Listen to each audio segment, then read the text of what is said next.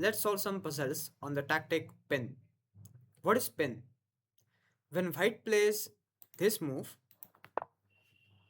white pins the knight to the king, which means if this knight moves, then the king will be under attack. The main idea is that the piece behind the pinned piece is more valuable. So it can be king, it can be queen, it can even be rook because rook is worth more than the knight. And that will be considered as pin. Oftentimes, the pinned piece is captured, but not always. We will see when that's not the case. So the game may go like this: king moves, and then rook takes knight.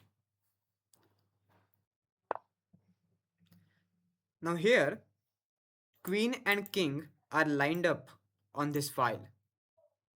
So, if we can put our rook on this file, the queen will be pinned, right?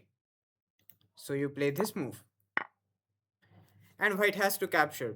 White doesn't really have any choice. White can't block with his knight, right?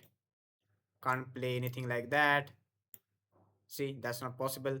And also can't capture the rook without giving up the queen. So, yeah, that's it.